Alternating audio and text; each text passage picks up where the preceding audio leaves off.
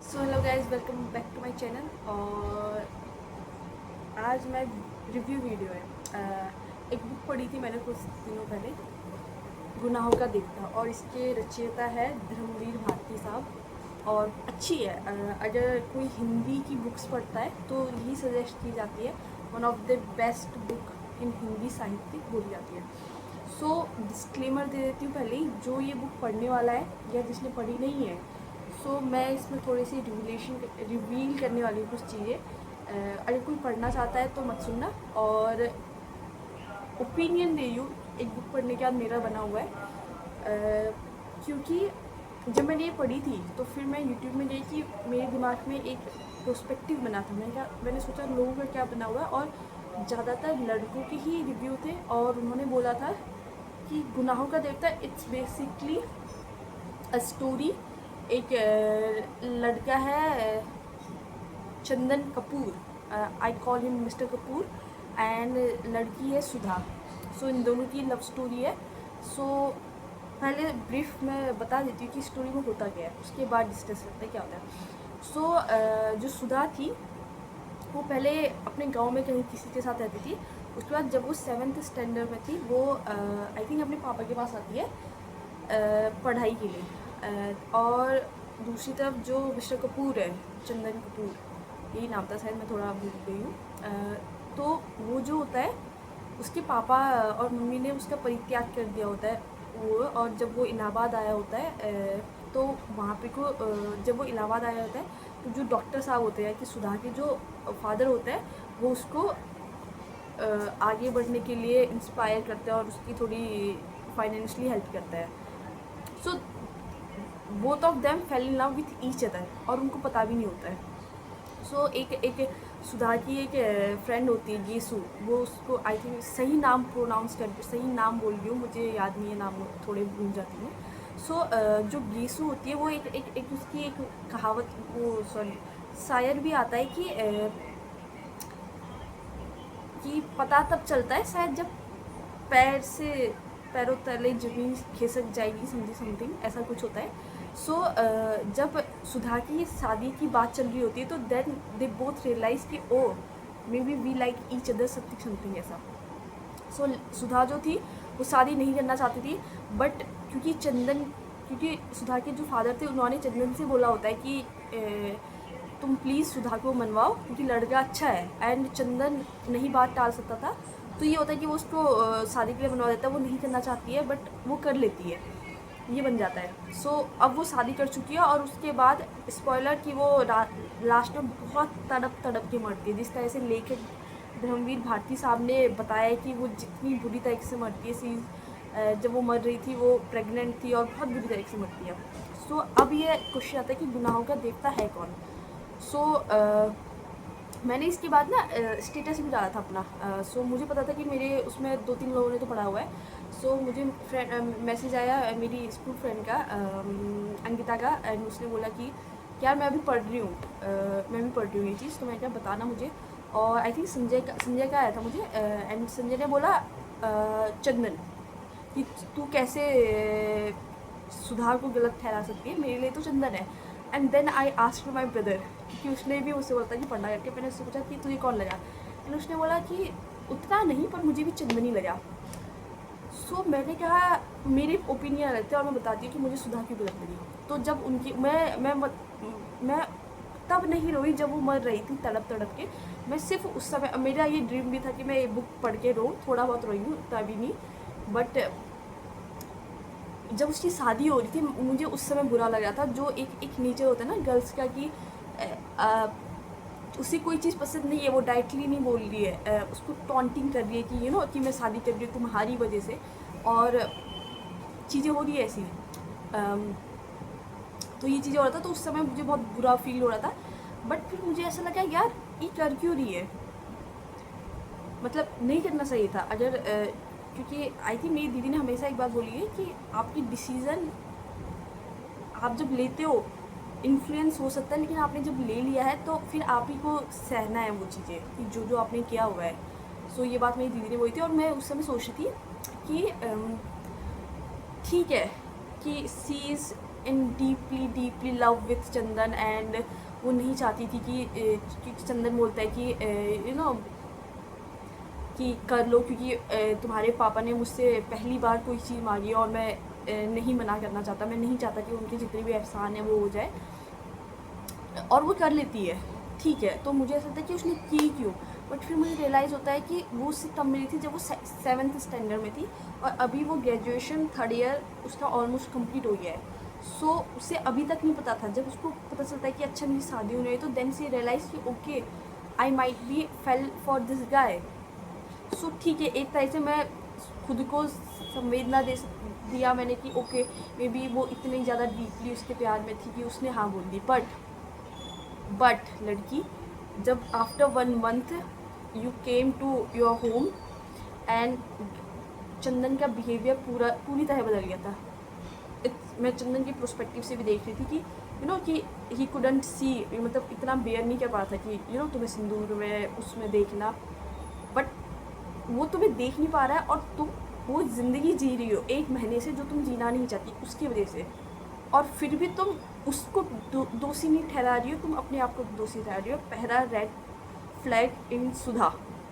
दूसरा, जब after some time उससे पता चलता है कि चंदन थोड़ा बदल चुका है, वो जैसा था वैसा नहीं है, और बहुत सारी चीज़ें, उसके बाद भी वो फिर भी चूज़ करती कि उससे प्यार करना तुम्हारे हाथ, इट्स डिफ़िकल्ट, बट वो चूज़ करते। तो मुझे ना, जब मैं इसके ओपिनियन सोच रही थी तो मैंने एक बुक पढ़ी हुई थी, मैंने उसका वो ये समथिंग क्या था उसका नाम, हाँ, it ends with us, it ends with us. तो उसमें क्या होता है कि लड़की fell for a guy, and then क्या होता है कि एक इंसिडेंट होता है उनके बीच में कि लड़का जो होता है वो डॉक्टर होता है। सो उसके हॉस्पिटल में कोई चीज़ हुई रहती है और उसको वो चीज़ अच्छी नहीं होती, तो घर आके अपनी वाइफ को बताता है। सो वाइफ सुनती है और उसको वो बहुत कॉमेडी सी लगती है और वो हंस जाती है उस चीज़ पे, और लड़कियों को ये बात अच्छी नहीं लगती है, और वो उसको बहुत जोर का स्लैप करता है, बहुत ज़ोर से स्लैप करता है। एंड उसके बाद वो पहले तो डाइजेस्ट नहीं कर पाती कि इसने ऐसा कर दिया, उसके बाद वो सोचती है कि ओके, एंड देन वो अगले दिन आता है, वो सॉरी बोलता है जो नॉर्मली होता है पाँव में पड़ के, सॉरी गलती होगी, मैं थोड़ा वो था, तुम्हें समझना चाहिए था, ब्ला ब्ला ब्ला ब्ला। एंड लड़की समझती है, जो लड़कियाँ समझती है, तो वो समझती है कि ठीक है मे बी क्योंकि वो गुस्सा था और समथिंग, तो इस वजह से उसने मार दिया, ठीक हो गया। सेकंड टाइम क्या होता है कि उसके पास वो कोई चीज़ देता है, आई थिंक नंबर होता है उसके पास उसके एक्स का, एंड उसको at that time she is pregnant शायद, हाँ, और वो उसको इतना बुरा मारता है, इतना बुरा, लाइक जहाँ ब्लड आ रहा था उसके उधर से, and she called her ex भी नहीं कहेंगे, कोई स्टोरी पढ़ेगा तो उसको समझ में आ जाएगी क्या सीन था। तो वो उसकी हेल्प करता है, और उनके जो पास में हॉस्पिटल था वो उसी उसके पति का ही था, बट वो वहाँ जाने से रिफ्यूज़ करती है, क्योंकि वो उस कंडीशन में भी ये सोचती है कि मेरे पति की जो रिस्पेक्ट है उसके हॉस्पिटल में वो टार्निश हो जाएगी, क्योंकि उसने एक डोमेस्टिक वायलेंस किया, उस समय भी वो सोचती है। उसके बाद वो डिसाइड करती है कि नहीं, मैं नहीं रह सकती इसके साथ, ठीक है, वो उसका डिसीजन था। आगे सुनना क्या होता है। And she decided it. बहुत एक साल का लंबा पीरियड आता है जिसमें उनकी वो हुई रहती है, एंड बहुत बार जो उसका हस्बैंड होता है वो उससे सॉरी बोलता है बहुत बार, एंड समटाइम्स वो भी वीक पड़ जाती है कि मे बी ये बदल गया है, may be we have a daughter now, थोड़ा मैच्योर, अब वो नहीं चीज़ेगा। तो उसने बहुत अच्छी चीज़ की थी, उसने अपनी एक डायरी बना रखी थी, उसमें उसने एक चीज़ लिखी थी अपनी मदर का इंसिडेंट, कि जब उसके फादर ने उसकी मदर को फर्स्ट टाइम स्लैप किया था, उसकी मदर को अच्छा नहीं लगा था, बट सेकंड डे उसके फादर आए थे, he said sorry blah blah ब्ला, उसकी मदर मान गई। सेकंड टाइम जब हुआ थोड़ा सा वायलेंस ज़्यादा हुआ, उसके बाद भी उसकी मम्मी आई। थर्ड टाइम फोर्थ टाइम ऐसे करते, एक बार उसके फादर ने उसकी मदर को बहुत ज़्यादा मारा, एंड एक बार उसके बाद क्या हुआ, उसके बाद भी उसकी मदर का डिसीजन था कि ओके मैं अभी भी इस आदमी के साथ रहना चाहती हूँ। और उसके बाद क्या होता है, एक इंसिडेंट ऐसा होता है कि उसके फादर को गुस्सा आता है, एंड वो उसकी मदर को 2-3 स्लैप मारते हैं, और उसकी मदर जो थी वो हैप्पी थी किस चीज़ पर, कि एटलीस्ट इस बार सिर्फ 2-3 स्लैप में काम ख़त्म हो गया। सो उसने बहुत प्यारी सी है। अगर मैं ये लाइफ एक रबड़ जैसी हो चुकी है, मैं जितना ज़्यादा उसके थप्पड़ या उसका वॉयलेंस सहूँगी, मेरी जो सहने की क्षमता है वो उतनी ज़्यादा बढ़ जाएगी। और ये बात अभी मैं उतनी अच्छे से डिफाइन नहीं कर पा रही हूँ, बट वो जब बोलती है कि उसकी मदर को ऐसा लगता है कि हस इस टाइम सिर्फ 3 ही थप्पड़ पड़े, बहुत बहुत बहुत वो था। सो अगर वो जो वाइफ थी वो डिसाइड करती थी नहीं मुझे अभी इसी के साथ रहना है, उसके बाद उसको जितना उसके साथ डोमेस्टिक वायलेंस होता, जो भी चीज़ें होती, उसकी ज़िम्मेदार वो खुद होती, बिकॉज उसने वो डिसीज़न लिया था। मेरे लिए सुधा ने चूज़ किया, उसको जानने के बाद जो फर्स्ट रिएक्शन उसने दिया था, उसके बाद भी उसको to to to love him, वैसे ही जबकि वो जानती कि now she has a husband who love him, who love her, who respect her, but उसके बाद उसने वो चूज़ किया। सो आप जो हो, आपकी जो कंडीशन है अभी, वो आपने जो डिसीजन लिया उसी की तो वजह से है। सो किसी और को वो करना, और चंदन को आप किससे एक्सपेक्ट कर रहे हो? अगर मैं उसी स्टोरी में जाऊँ कि अगर उसमें जो वाइफ थी वो अपने हस्बैंड से एक्सपेक्ट करती कि मे भी उसको गुस्सा आएगा, उस पर हाथ दे, क्यों एक्सपेक्ट कर रहे हो? तुम्हारे हाथ में वो चीज़ है ही नहीं कि वो क्या करेगा। तुम्हारे हाथ में क्या था कि okay this is now over, I can do this, ठीक है। अगर वो फिर भी चूज़ करती, फिर उसके साथ जो होता, वैसे ही उसने क्या कि सुधा ने सब कुछ जानने के बाद भी चंदन सी डिसाइड कि मैं अभी भी उसको प्यार करती रहूँगी, और फिर उसके साथ जो भी हुआ वो उसके डिसीजन की वजह से हुआ। तो मुझे पर्सनली ऐसा लगा कि मेरे लिए गुनाहों का देवता खुद सुधा थी, बट मुझे अपने भाई का और बाकियों का पर्सपेक्टिव भी सही लगा, बॉयज़ का, because a girl who deeply fell in love with a guy, और गाय कोई उसका वो नहीं ले पा रहा है कि he doesn't have that much courage to ask her hand from her father. So guys का ओपिनियन भी सही था, बट मैं वही कह रही हूँ कि जब हम एक बुक पढ़ते हैं तो हम जिस कंडीशन में होते हैं या फिर जो हम हैं उस हिसाब से हम प्रोस्पेक्टिव बनाते हैं। सो बॉयज़ के प्रोस्पेक्टिव से चंदन का गलत होना परफेक्टली राइट था, बट मेरे प्रोस्पेक्टिव से सुधा का उसको इतना ज़्यादा वो करना मेरे लिए बहुत गलत था। तो मेरे लिए सुधा, और यही चीज़ डिफाइन होती ना कि अगर कोई विमेन इस बुक को लिखती तो मेरे ख्याल से ये होता कि कहानियाँ वहाँ से बदलती कि जब जब वो फर्स्ट टाइम उससे मिली आफ्टर मैरिज, और उसका बिहेवियर चेंज या after some time he is totally change.